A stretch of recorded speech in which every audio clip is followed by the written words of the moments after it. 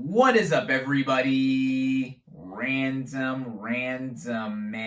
here. I hope everyone out there is continuing to stay safe and be well during this unpredictable time, as I am here bringing you my review for the highly anticipated Black Panther, Wakanda Forever.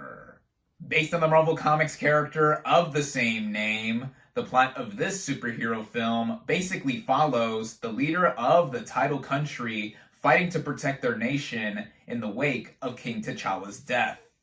Going into this movie, I was highly anticipating it, like many were. Now, this is the 30th film in the Marvel Cinematic Universe, which, as I've shown off in previous reviews for MCU films, I am clearly a fan of. To quickly go over my thoughts on the first film from 2018, I loved it. This instantly became one of my favorite films in the MCU upon its release. For now, it's still in my top 10 of the franchise, and by and large became such a pop cultural phenomenon, both inside the franchise, outside of the franchise. It became the first film from the superhero/comic book genre to be nominated for Best Picture at the Oscars and won 3 Academy Awards. Huge success. So it was inevitable that this would get a follow-up or sequel of some sort, and by 2020, a script was finished and it was all set to start filming.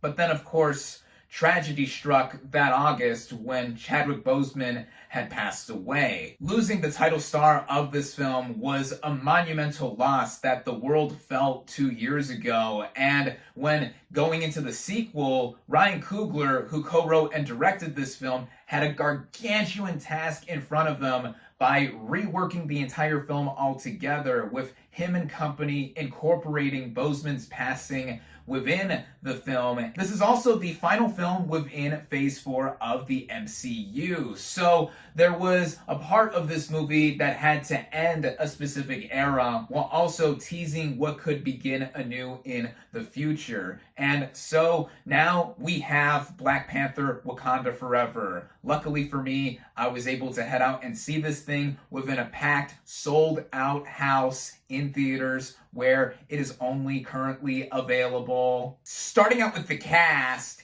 and their performances, we have Letitia Wright as Shuri. Now, in the first film, she was my favorite character, and a lot of that was due to her character just having so many cool attributes and being such a tech whiz and being a comic relief.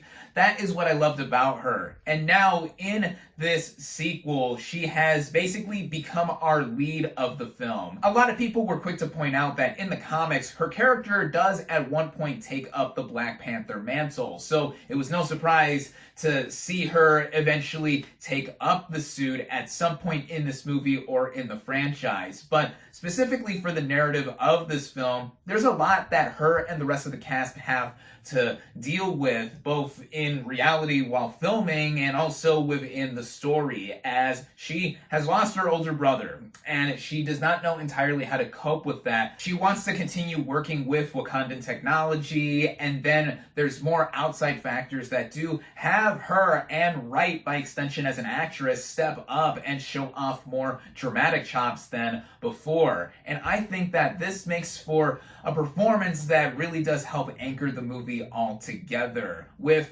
help from the ensemble that does include Lupita Nyong'o as Nakia, whom we have not seen anywhere in the MCU since the first Black Panther film, and being the former love of T'Challa does have a lot of weight on her as well, both in what she did prior to his passing and since then, giving up being a war dog. And she shows off how badass she is, like with the first film, and coming back to embrace her Wakandan heritage does have a lot to show for her, even if it takes over an hour for her to be introduced in the narrative. Still, I love Lupita Nyong'o. Denai Gurira also returns as Okoye, the leader of the Dora Milaje, and she specifically has a lot of things to tackle with T'Challa's passing, because she not only has witnessed his death once, back when the blip happened, and then now with his actual passing from an illness happening, and her and the rest of the Wakandan leaders have to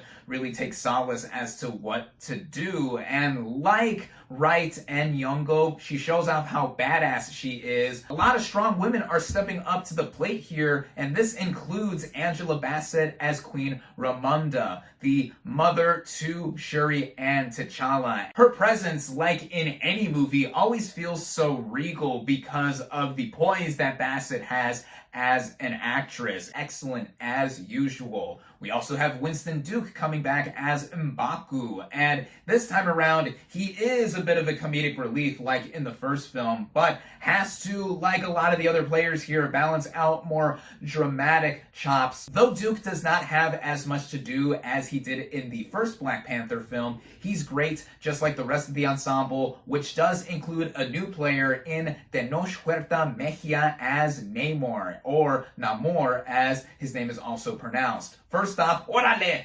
Fellow Mexicano here playing this character who is beloved from the comics, and his backstory is incorporated with the history of Mesoamerica. In fact, the actor's first name, Tenoch, is directly derived from Tenochtitlan, which is a former part of the Aztec Empire in Mexico, which used here is ripe for a lot of backstory for how he is the leader of this underwater empire and is trying to protect his people like he has done for centuries, and is also one of the other few nations in the world besides Wakanda that is holding vibranium, and he doesn't want to have it fall into the wrong hands as he sees it. I think that he is one of the better adversaries that we have gotten in the MCU. One could say he is a villain on one side, but on the other side, like the actor has mentioned too, he is more of an anti-hero, one whom you could see a perspective on in trying to do what is right for him, even if the means of trying to do everything is not on the right side of morality. Also, seeing the underwater world of Talocan, in which Namor is the king of, was cool when it was introduced in the film. So your move, James Cameron, in terms of you having another underwater world that you've created full of blue people in Avatar: The Way of Water next month. I'm just kidding. I am really looking forward to that as well. Also introduced in this film is Dominique Thorne as Riri Williams, who is also known as Ironheart. She is an MIT child prodigy tech whiz who has made a suit of armor similar to that of Iron Man, and her introduction here is a launching off point for her own Disney Plus series that we are getting soon. And on her own as a character, she is very exuberant and spunky, but also has to get away from the law, with her being a specific MacGuffin for a portion of this plot to get going. But I thought this was a solid introduction to her. And then we have others here like Florence Kasumba returning as Io from previous installments in the MCU, like the first Black Panther film. Then we have Michaela Cole as her love interest put into the fray as well. Everyone here, whether they had a big or small role, I thought was outstanding. Getting into the writing, which was done by both Ryan Coogler and Joe Robert Cole, like I said, given the untimely passing of Chadwick Boseman, has a lot for these two and the rest of the filmmaking team to tackle in terms of telling this story. The way this movie begins, it really doesn't hold anything back in terms of showing off how the death of T'Challa is looming over the rest of the film. Within the first 5 minutes, we get his passing and funeral service, and there was not a dry eye in my screening, according to my own eyes, which were welling up as the opening happened before the Marvel Studios logo, which was also beautifully put together. Right off the bat, that set the tone for this movie, and in terms of how Wakanda has been since the death of T'Challa, fast forwarding a year later, they have opened up to the world, of course, by the end of the first Black Panther film, but they do not want to give up the sacred source of vibranium that they have. And then, as it turns out, when we later discover the world of Talocan, they also have vibranium, and they don't want to have it fall into the wrong hands. And with Namor leading the civilization there, he wants to team up with the leaders of Wakanda to have their sources of power not be messed with in terms of the rest of the outside surface world. This also involves having Riri Williams being a point of contention, eventually introduced after we get the return of Everett Ross, played by Martin Freeman, who I thought was good here once again, which also goes into how this is one part of the MCU, of course, though I do have to give the script credit in how this is mostly a self-contained narrative and a direct sequel to the first Black Panther film. That is really the only real prerequisite that one needs to have watched before watching this film, unless of course you've seen just about everything else in the MCU like I have. All that this movie does together, it does feel like it is putting a lot into one pot that does feel overflowing in some parts. What with, as I mentioned, the whole Ironheart incorporation after she is introduced, dealing with the fallout of T'Challa's death, Namor being introduced, and then further connection everywhere else that we see in this flowing all together. There is always something going on here narratively, and it runs at 2 hours and 41 minutes. This is the longest MCU film not titled Avengers Endgame, and for better and for worse, that is how the film amounts to in terms of how it is timed and paced. I did feel that towards the middle it was sagging a little bit and it could have been trimmed down, specifically the side plot with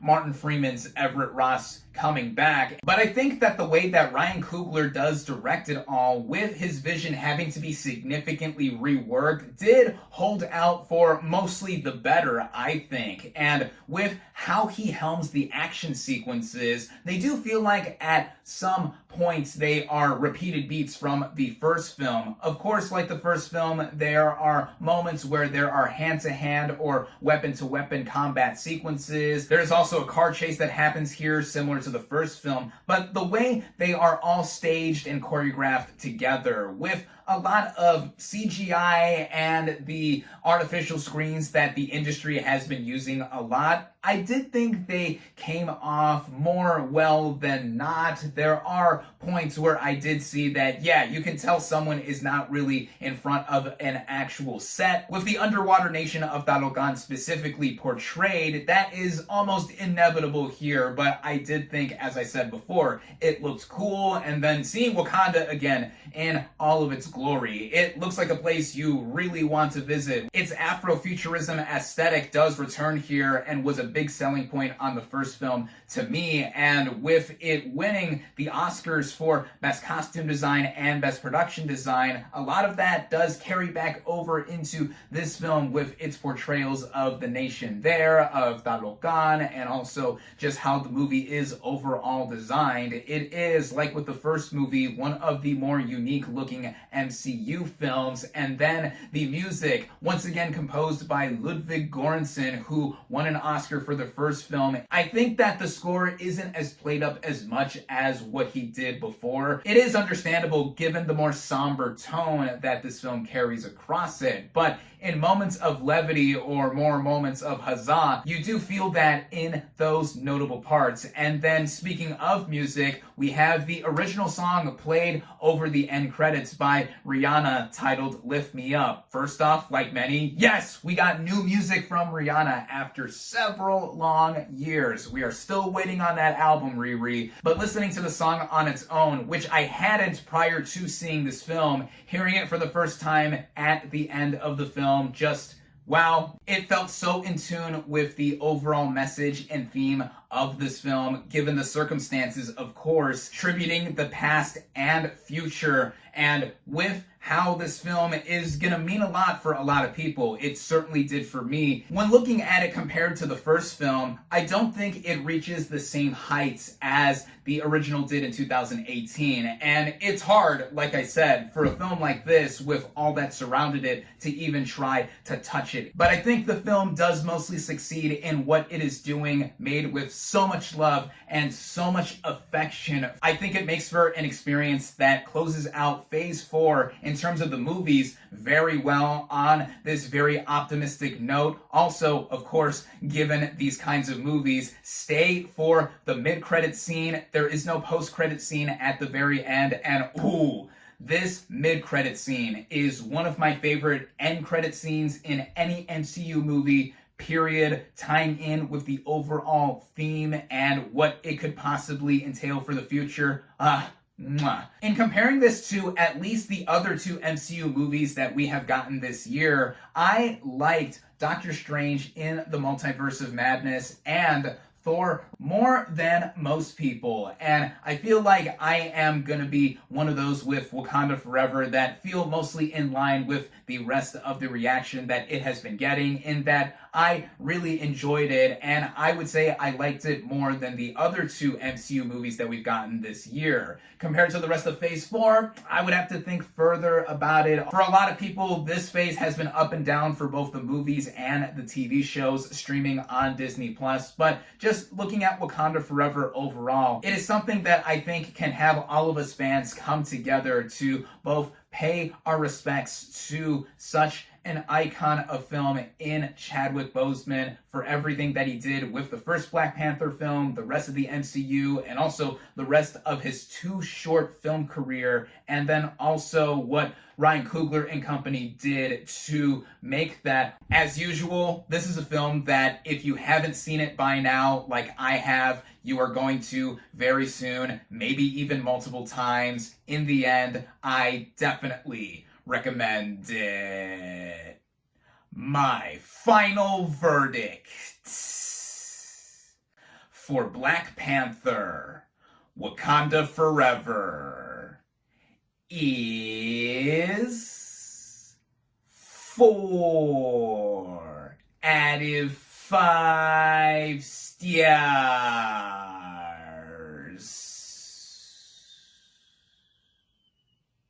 Thank you all, as always, for watching. Be sure to like this video, comment on what you thought of Black Panther, Wakanda Forever, social media links in the description. Subscribe to my channel for more, and I'll catch you on the next movie review.